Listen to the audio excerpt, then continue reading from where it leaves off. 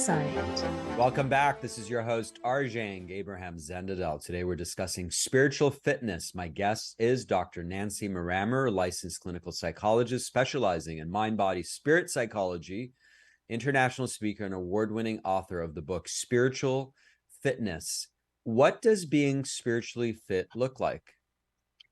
Well, being spiritually fit means that we take some time away from our human self, away from our sympathetic nervous system, and enter into the parasympathetic nervous system where we can become still and listen to what's going on in our spirit, listen to the direction of our spirit.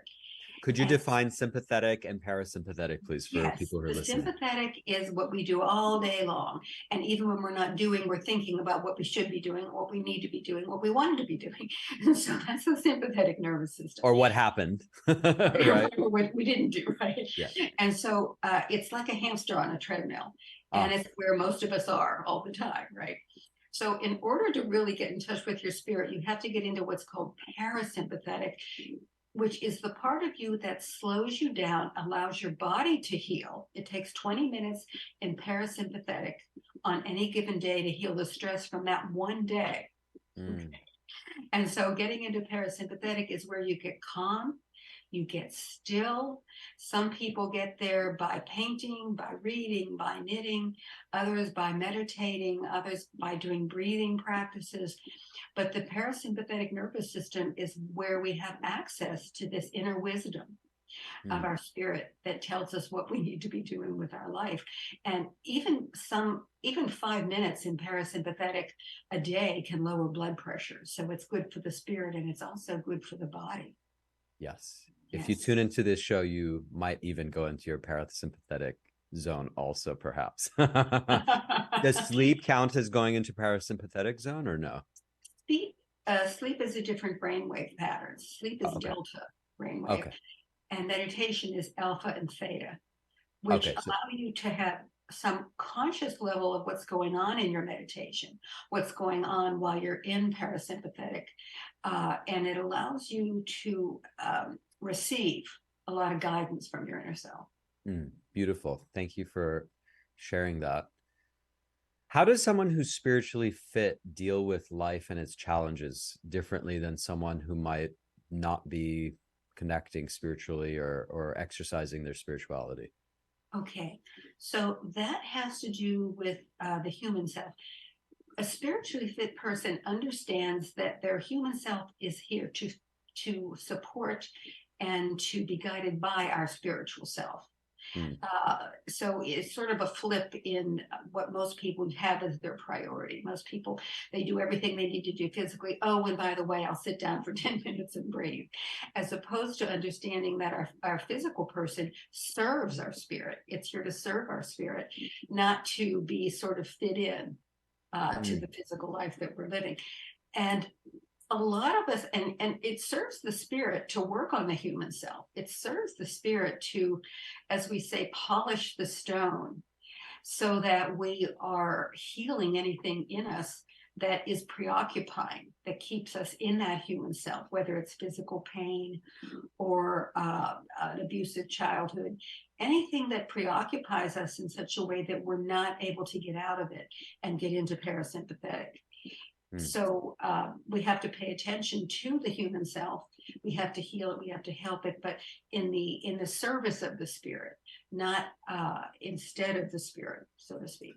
So you're really informing us it's important to prioritize the spirit and make that primary, and then go from there, which makes sense. Yeah, I agree with that. I agree with that. Does every person desire spiritual connection, do you believe? Some people don't feel the spark of awareness of their spirit so much, and they're very happy to live a simple life that does not really involve a lot of spiritual practice. And in some religions, we would just say that those are younger souls. They're Okay. just young. They haven't been on the earth plane a long time, long enough to really, as some of the older souls are. They But haven't been whacked enough by life to crack open to want to go maybe right, explore more, is what you're to saying, want to go perhaps. deeper. They're very happy to go to work and come home and cook out on the porch, and that's very fulfilling for them to do that. They don't, they have a spark, but it's not always sort of opened up. Many people have an awakening. They have a moment or a time or an incident that awakens that spirit. And once it's awake, you can't put it back to sleep once it's aroused, once the desire is awakened. Right. um yeah. Right. And And you're those, not sharing this in a judgmental way. If you're listening, it's not like, oh, you're a younger soul or whatever. And that's hard to quantify or prove anyways. But it's saying some people, may have a deeper desire. It's become a flame or a torch, and some people may not, but it's there. So what I'm hearing from you is we all have it somewhere within us. It could be asleep or awakened or a torch, but the core is there, is what I'm hearing from you. the core is there, and very often it gets activated by an event or an experience. It's there, but the flame, so to speak, gets lit. Gotcha. Do you Yes. think our brains are wired for spirituality? Because I've heard that before, that there's parts of the brains that are actually wired or designed for spiritual connection. What's your take on that?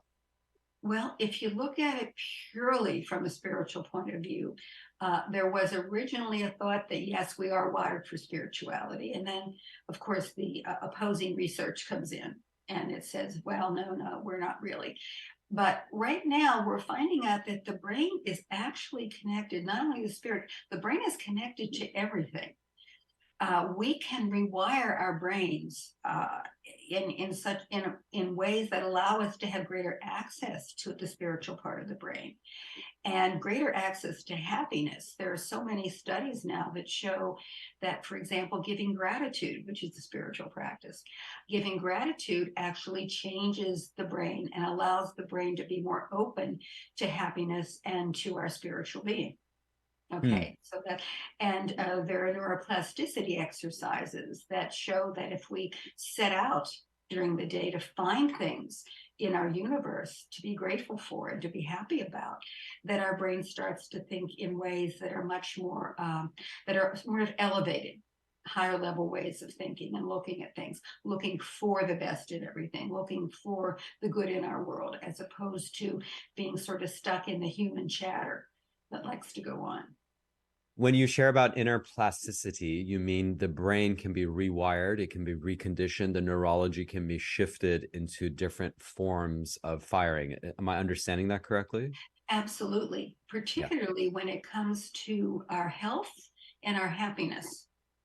There are some strong studies that show that you can change your behavior in ways that make you happier, and also in ways that shut off some gene activity so that we don't get diseases that we may have been genetically predisposed to.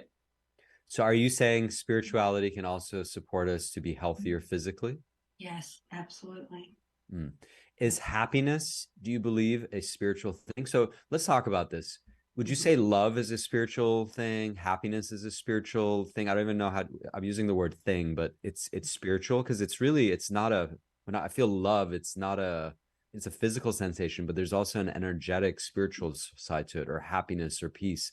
Would you agree with that? Because you were talking about gratefulness there. Do we connect those? Well, some people think that a word that is the same word as spirituality is the word love, because it's Mhm. on what we call the highest level of vibration, so Mm, to speak. And all the neuroplasticity exercises are raising the what we call a rate of vibration in the brain that allows us to sort of function at a higher level, a more spiritual level. Does that make sense? beautiful, beautiful. Yeah, because I have heard, they say when we're enjoying music, that's a spiritual sensation, or all the things that really have power, ethics, love, happiness, peace. There's a spiritual dimension to that, or they're fully spiritual. Yes. So you've been mentioning how we can experience our spirituality. You spoke about slowing down, using our breath. What are some other ways we can be spiritually fit and connect to our spirituality? Okay, we started to talk a little bit about gratitude. Mm. Okay, and that's uh, one of the ways that connects us to our spirit as well as to the spirit in everyone and everything. Is to be Okay, grateful. is to be grateful, absolutely. And we talked a little bit about the brain and how we can work with the brain to make us feel more connected to our spirit. There are other ways that we can work with our spirit in meditative practices, spiritual practices, rituals. The earliest spiritual beings on the planet were indigenous people, and they connected to their spirit through ritual, through nature. Mm. Uh, and a lot of the time, when I ask people, what was your first knowledge or awareness that you had this strong spiritual connection, they'll tell me it was in nature. That Absolutely. they, Yes. There's something yes, profound about being in nature for sure. yes, that that they felt connected to something greater than themselves. So nature is a wonderful way to connect spiritually. Mm. It's important for people to remember the spiritual experiences that they have, to remember those moments that ignited the spirit, and to sort of go back and revisit them, to really let them really sort of savor those memories so that they become even stronger as an influence in our lives, as sort of an igniting point, so to speak, of our spiritual being, of our spiritual fitness. Okay. Beautiful.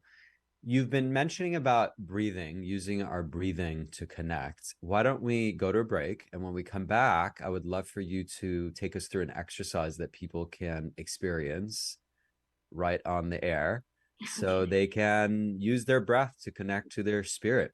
We are discussing spiritual fitness. My guest is Dr. Nancy Maramer, licensed clinical psychologist specializing in mind, body, spirit psychology, international speaker, and award-winning author of the book Spiritual Fitness. You're tuning into A Time of Insight. This is your host, Arjang Abraham Zendadel.